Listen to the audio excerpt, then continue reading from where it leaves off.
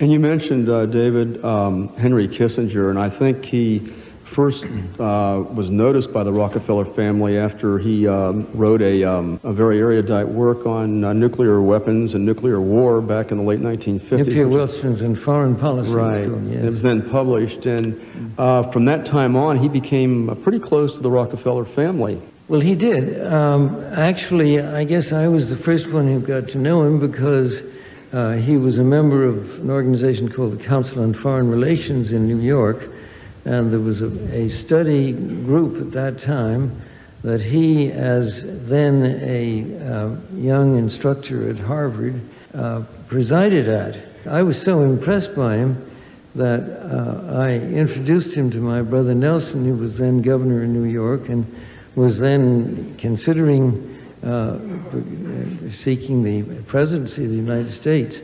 They became great friends, and actually Henry became Nelson's foreign policy advisor as long as he was in public life, and I think is one of the remarkable international statesmen in the world today. Even 30 years after he was Secretary of State, he is still asked by heads of state when he travels the world for his advice. Let me go back to the time you said when you came here, it transformed your life. Was there a course, a professor who really made that difference for you? Yes, there was one course, one seminar of Henry Kissinger, which really opened my eyes. I wasn't accepted to the seminar, but I sat in.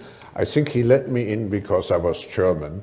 And it was relatively shortly after the war. There were not too many Germans here.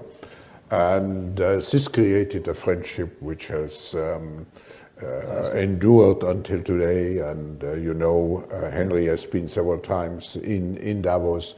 And I think it was mainly participating in his seminars that I developed my interest for geopolitical affairs. What type of stakeholders do we have? The constituencies? Stakeholders, we have, if I look at our stakeholders, we have business, of course, as a very important audience, and we have politics, we have continuous partnerships with many governments around the world.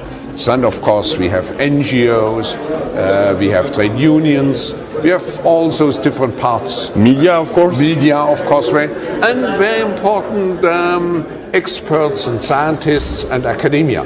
Because if we are looking at the future, I think we should look at new solutions, and the new solutions will be very much driven by technological developments. And we even have, you even have religious leaders, right? We have religious leaders, we have social entrepreneurs, very important social entrepreneurs.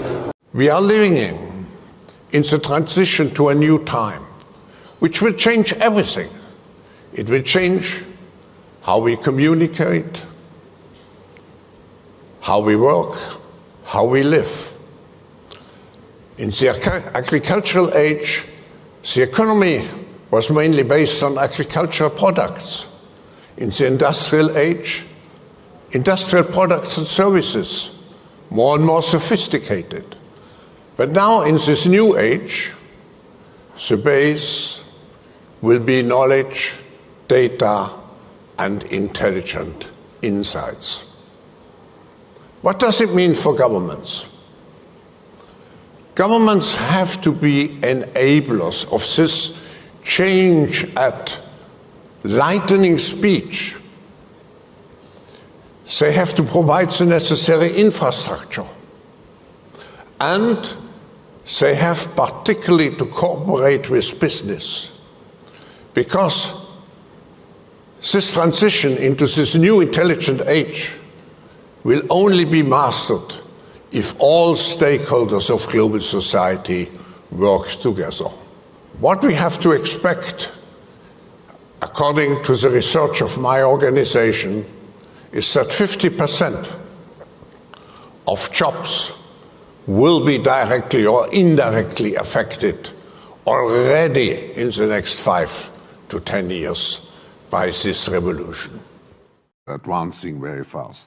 But Can you imagine that in 10 years when we are sitting here, we have an implant in our brains, and I can immediately feel, because you all will have implants, and we measure your brain waves, and I can immediately tell you how the people react, or I can feel how the people react to your answers. Is it imaginable? I think that is imaginable. I think I think, you know, you can imagine that. You can imagine, well, you're going to be sort of transplanted into, you know, the internet, so to speak, to live forever in a digital realm. You know, you can imagine that, you know, you just in your biological incarnation are going to live to be some, you know, very long age. Dr. Kissinger, our time, our satellite time is running out.